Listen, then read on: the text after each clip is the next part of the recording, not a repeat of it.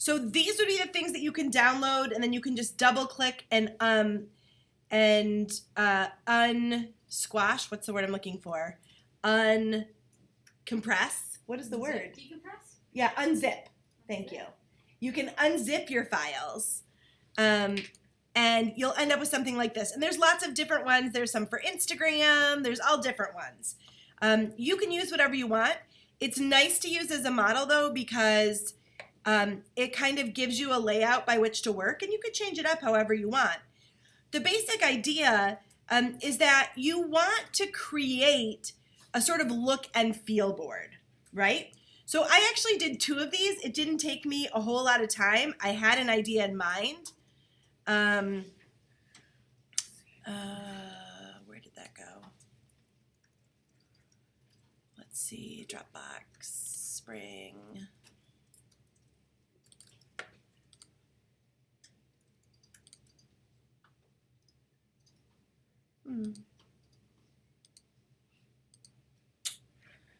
All right, I'm going to just...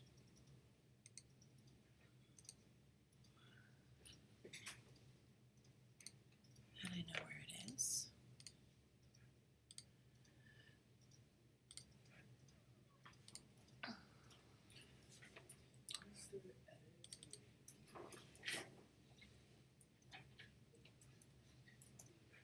Alrighty, open.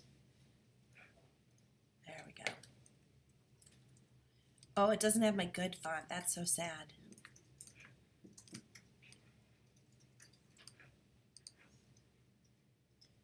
So I have this typeface here, which I think because I can't get it online, I'm not sure it'll let me even airdrop it over. We can put something else for now, but it ruins everything. So what I did, right, was play around with what exactly, like, if I'm thinking about going to a concert at CMAC, if I'm thinking about summer in this area, what really are the 2 color schemes that I might think about working from? And in both cases, I decided to work from 2 base colors. All right. So in my first one here, I worked from like a really coppery orange that when lightened up would give me almost like that strawberry lemonade kind of creamsicle-ish, soft, summer, gentle, relaxing color. Something you might see in a sunset, which I equate with seeing a show at CMAC as well. So that worked out nicely. I also knew it was important to have some sort of a dark color so that I had some contrast, things to work on. And so what I did was pick these 2 colors, and they're both Pantone colors. And I'm going to show you right now because I know that this was something that kind of got away from people the last time. And something that we probably want to fix, most of us, if we haven't already, for our identity system. And that is, where do I grab these colors from? All right.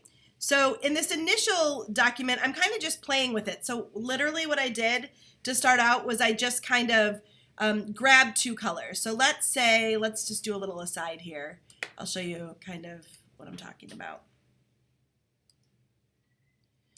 So I might start off by saying, we'll use our eyedropper tool. I really like this color. Wait, I want the green.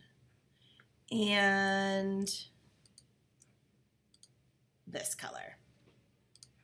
Kind of boring, but we'll go for it anyway.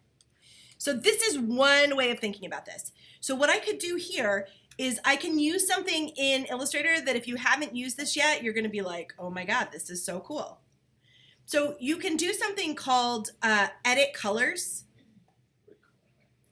And you can recolor with a preset. So if you know it's a 1-color job, you can tell it to do it there. If you know it's a 2-color job or a 3-color, this is obviously 2 colors, the 2 things I have selected, right? So when it comes in through here, it'll automatically ask me what I want to use.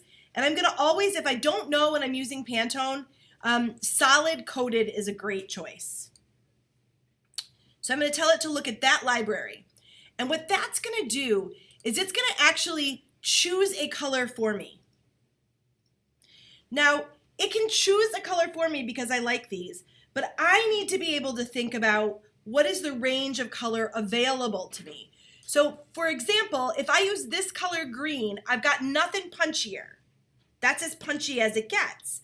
But if I use this color green, I can also use it as a percentage and get somewhere near to that. So I'm going to actually say, yeah, let's go with that because I think that'll work a little bit better. Same thing here. Let's go ahead and here and see what it automatically chose a black because I was close to a black. This is one of the things I love about Pantone blacks, and especially when you see them up there. You know, like, have you ever had the argument, men and women have this argument all the time, those pants are blue, no, those pants are black, right? Like that argument, right? Blue so, dress or gold dress. What's that? There was The like blue a dress or fight the gold dress, Yeah. yeah. So, but if you look at Pantone black per se, Pantone black has quite a range. This black 6C is really what I'm looking for, like a really deep black that's got a bit of a bluish tint to it versus a blue like this that's going to be a little bit more earthy, a little warmer. This is a cool black, but it's also sort of a matte, almost gray black. And the biggest thing about these colors is that when they're at a percentage, they're going to look so very different from one another. And so you really need to play around with those colors to see how that happens. So once I've got these here, I'm going to go ahead and make a little selection here.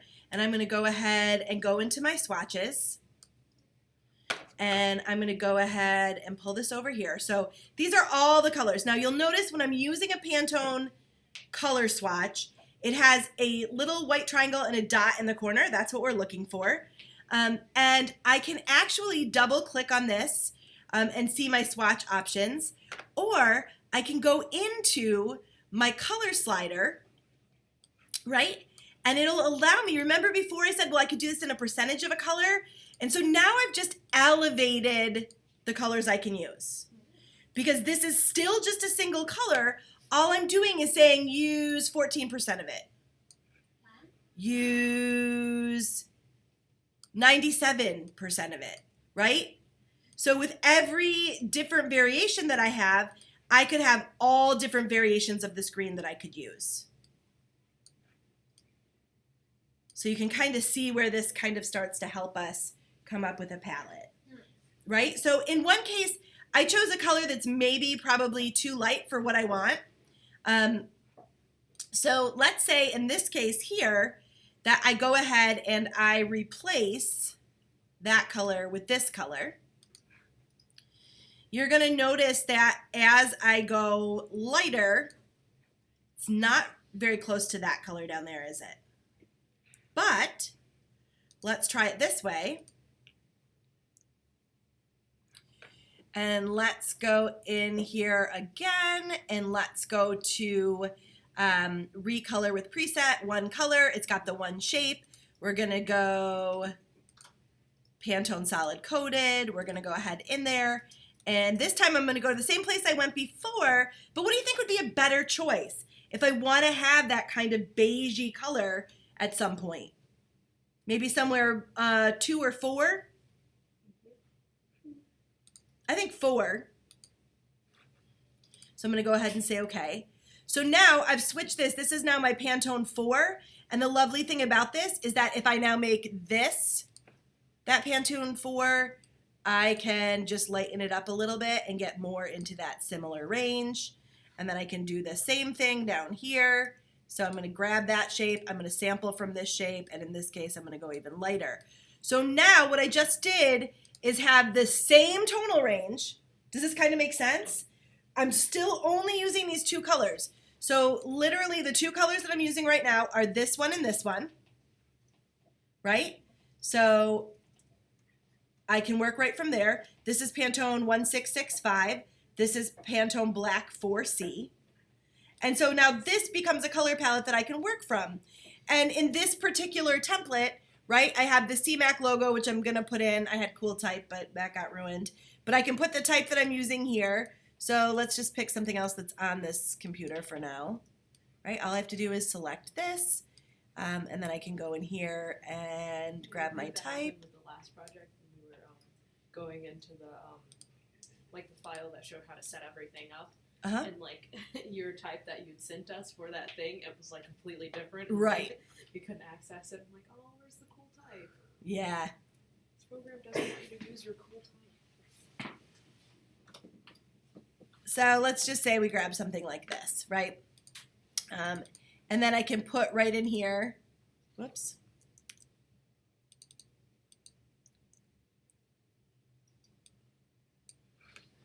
Benguiat.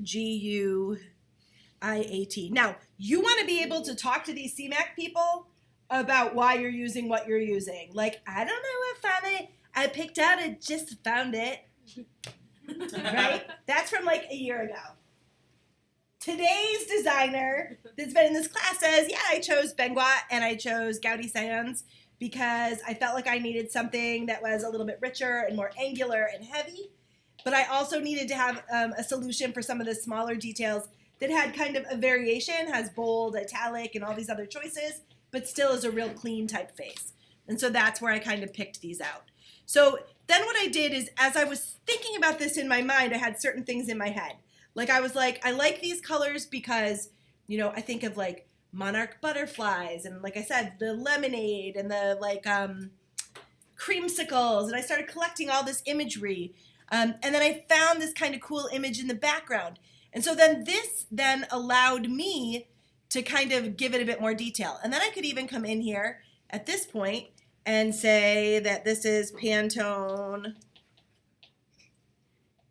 1665 and Pantone 4C. I'm not good at remembering these things. So I can put that right in there, right?